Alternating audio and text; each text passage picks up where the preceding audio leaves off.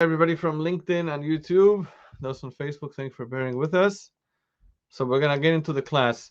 This class does build upon the last class, class number 6, when we spoke about the animalistic soul, the Nefesh Bahamis. However, if you didn't get to watch that class, this class also stands on itself. So you'll still get a lot from it, and I hope you enjoy it. We have a lot to cover, so let's go. Okay. So the second chapter of the Tanya that we're starting now, we're not going to be reading the inside as always. We're just going to be speaking about the ideas outside of the text. Speaks about the godly soul. As we said last class, we all have an animalistic soul and a godly soul. And a Jew is a wondrous creature. If we just look at the mirror, we'd understand that we are a wonder, completely beyond nature. A Jew is a creation of some part of nature. We just gotten so used to it that we take it for granted. Nobody understands it. How could it? Our very own existence doesn't make any sense. How are we still here after everything we went through? All the other nations always ask, how do you do it? The resilience, the ability to continue, the fact that we're still here. A Jew by definition is a wonder of wonders. We celebrated last year 3,333 years from Matan Torah, from the beginning of the Torah on Mount Sinai. Yeah, we were always mixed among other nations. We did not have our own land until 70 years ago, more or less. We were never removed from everyone else, but yet we kept our distinct identity. Yet we didn't assimilate. And we went through so much suffering and persecution, yet here we are, and we're here to stay. And in the world at large, we're so influential and creative, and we contribute so much to society, wherever we are. Our very existence is a wonder. But today, we're not going to speak about Klal Yisrael, the whole Jewish people. We're going to speak about Rebbe Yisrael, each individual Jew. Because the life of each one of us is a wonder. The fact that a Jew walks on the street and holds himself back, he doesn't look in the places he's not allowed to look. He's not supposed to look.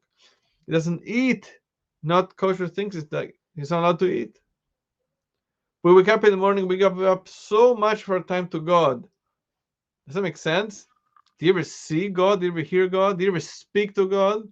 It's true, Maimonides writes, the Rambam, that we saw God at the giving of the Torah on Mount Sinai, right? The souls of every Jew were there, and the Jews that left Egypt. Yet, thousands of years have passed since then.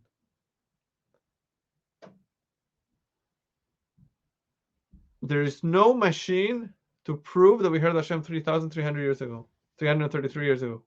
Yet, we keep the Torah, we keep Yiddishkeit with so much care, with so much precision. It's an absolute wonder. We are something that is not normal.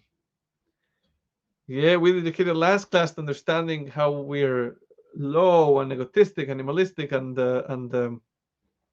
self-serving. But this class, this share, is about the other extreme. As low as we are, we're also as high as the sky. As high as the supernal throne, Kisei HaKavod. We have a part of us that isn't a part of this world. Almost like a guest, like a stranger. A part of us that's impossible to understand. Let's start with a story, beautiful story. The story that brings out the wonder of what a Jew is. This story is attributed to Elie Wiesel. I didn't have a chance to fact check all the details of the story, but take it for what it is. So the story goes that when Elie Wiesel was 14 years old, the famous author and writer, he passed away a number of years ago. So when he was 14 years old, the Nazis invaded Sigat in Romania, where he lived. The Nazis got there in May of 1944. It's just under a year before the end of the war. This was a part of Europe that had been untouched by the Nazis, and most people were sent to Auschwitz. Some people were killed right then and there. Some people were sent to Auschwitz. So Elie Wiesel's mother and sister were killed right away. They were sent to the gas chambers in Auschwitz. But him and his father were sent to slave labor. Elie Wiesel's father owned the store, so he was strong. He was schlepping heavy boxes every day. When they got to Auschwitz, they weighed 80 kilos, about 170 pounds, let's say, to round it off. And when his father died, he was 30 kilos, 70 pounds. He picked up every sickness that was going on in the camp then. There was typhus, diphtheria, all sorts of sicknesses, zero hygiene. And Elie Wiesel saw his father was slowly dying. One day, his situation really deteriorates, and he starts to throw up his father. And he whispers to his son, Elike, please bring me a cup of water.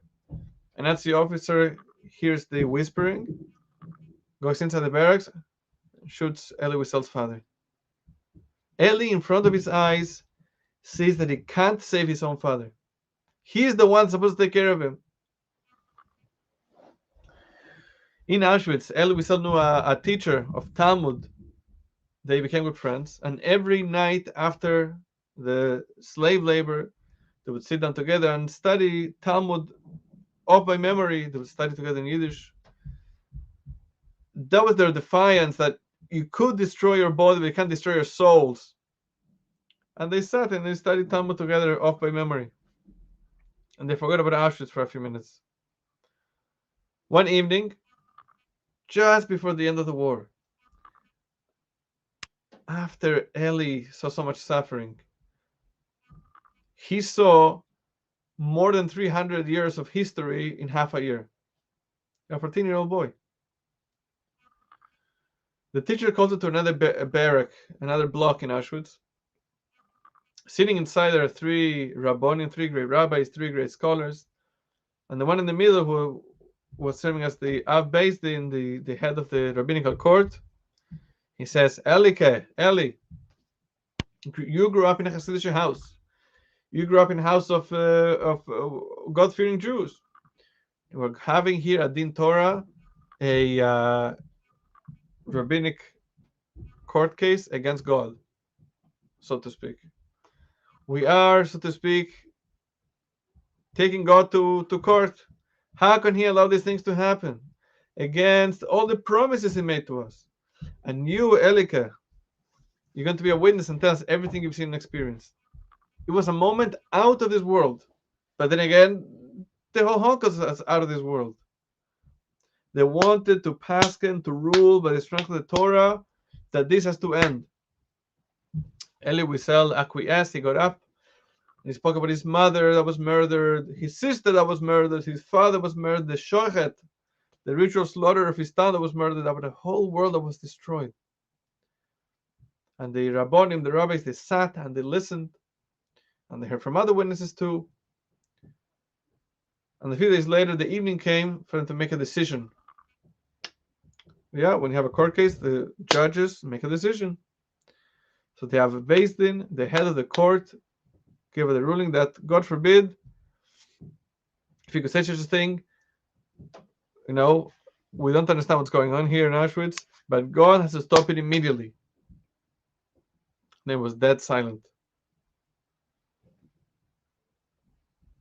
The same Av Beis Din, the same leader of the court, says, Rabbi Isai, dear friends, I see that 3 stars already came out in the night.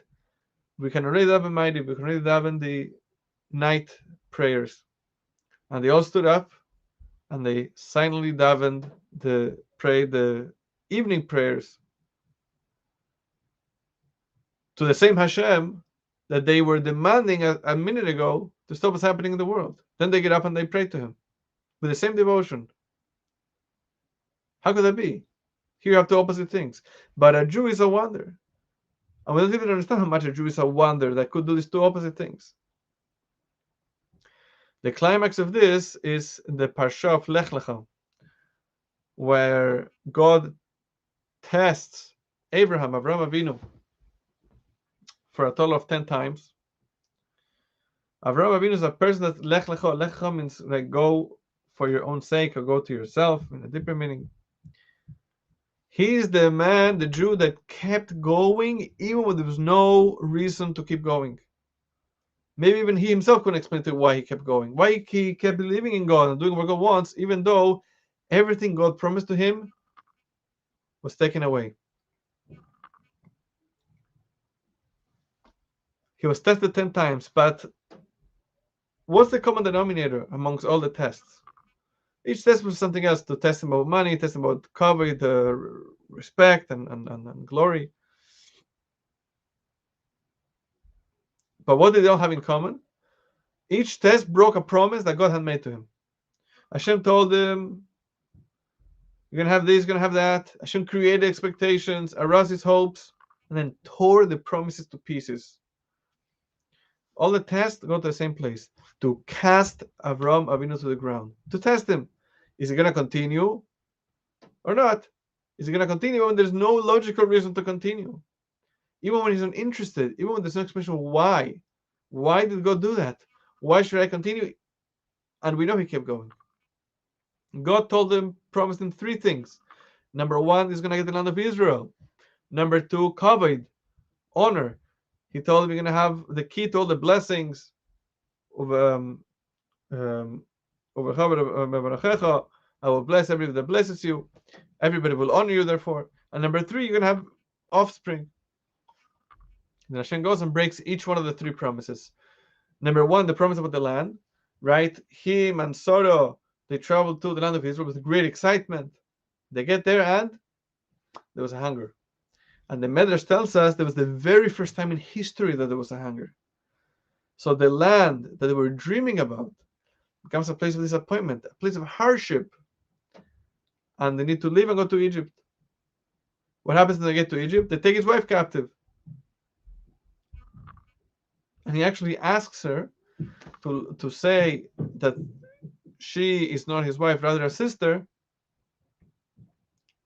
in order that they shouldn't take her captive, take her anyways. But where is the kavod? Where's the respect that God had promised them? Yeah. Then they can go back to the land of Israel. Avraham had to risk his life to save his nephew Lot.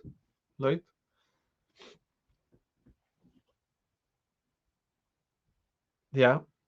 And again, God told him, you're going to be blessed. It will all work out. So why do we need all of this?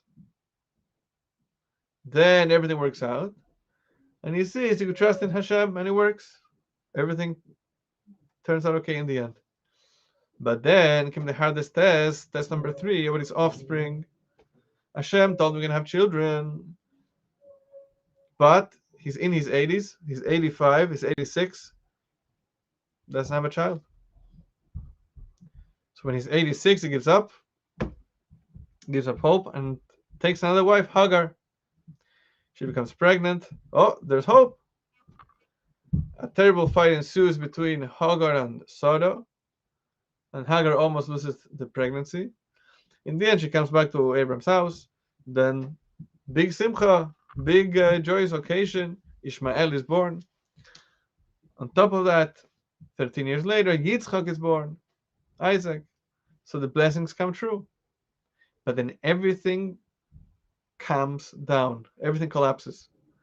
First, Sarah asks him to kick out Ishmael and Hagar. And then God tells him to bind Isaac on the altar and sacrifice him. And I'm just going to take a quick drink.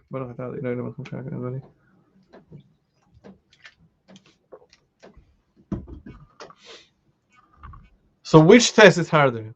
The test of kicking out Ishmael from the house, or the test of binding Isaac and sacrificing him? Sacrificing Isaac, Yitzchak, it's a one-time thing. But with Ishmael, Avraham Avinu knows day in and day out that his education is not proper Jewish education. His education is from Hagar, who serves idolatry, who believes in idolatry. Day and night he's thinking, where is my son? Who is he hanging out with? What is he up to? All the promises break down, one after the other. So the question is, why does Abraham continue? He has no reason, he has no interest. God forbid, he could easily think the whole thing is a farce, the whole thing is fake. God never spoke to me, I must have maybe I'm crazy, I'm hearing voices, not really from God. So what moves him? What keeps him going? What gave him that feeling that this is the truth? That even if the whole world is against me, I'm okay because God is with me. This is the right thing. This is the way to go. This is the way to live my life. Lech lecha. This is a Jew that always kept going. He never had a second to rest. It's not like Moses that brought out the Torah. He just goes even when there's no logical reason.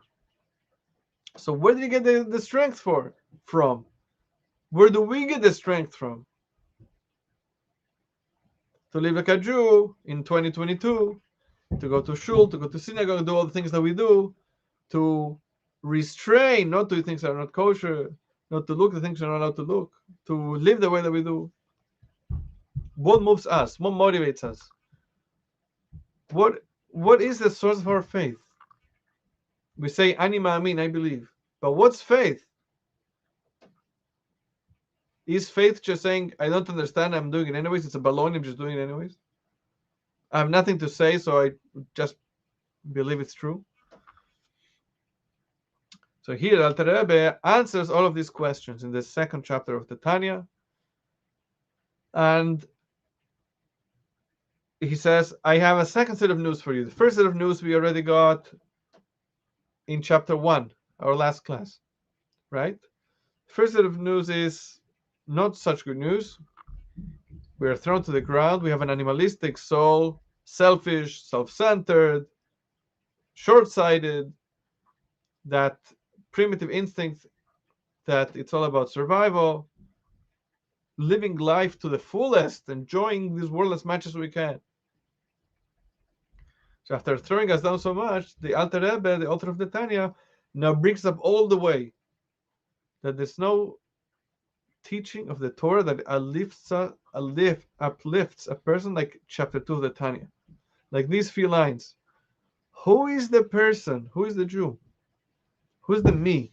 Alter Rebbe says, a Jew is Chelek Eleika Mimal Mamish. This is from a verse in Eob, Job, that Chelek Eleika Mimal, a portion of God from above. Alter Rebbe adds the word Mamash, which means literally, a Jew is literally a piece of God. A Jew is how God descended and clothed itself within a soul in this world. A Jew is a godly coal. A Jew is a godly electric current. If you take an apple and you cut off a piece, that piece is 100% apple. Yeah? So to speak, a Jew is a piece of God.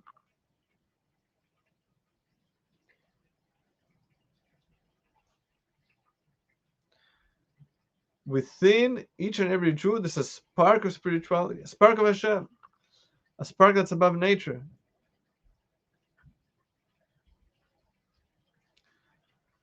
Yeah? That's what the Alter Rebbe tells us here in chapter 2. It's not just that we were created by Hashem. A lot more, we are, so to speak, a part of Hashem himself. We are godliness within each and every one of us. Ask a Jew, what does he believe? Because it's an intuition that everybody has. As the Alter Rebbe writes in one of his discourses, that's how we see that even young children believe in God. Yeah? Because the only logical explanation for that is because God is here in this world. How could it be little children believe in God? They didn't study, they weren't taught. So here says the Alter Rebbe, just like we don't have a question of loving ourselves, we have no question that we have to do everything for God. Because who I am, the me, the godly soul me, is also God. That's the bombshell of the Alter Rebbe. Whoa, we are godly? How could that be? He's so great and I'm so low. I'm so coarse, so grob. So the Alter Rebbe here, chapter 2, brings 3 proofs to this. 3 proofs that we have this intrinsic special connection with God that can never change. And each proof is stronger than the previous one.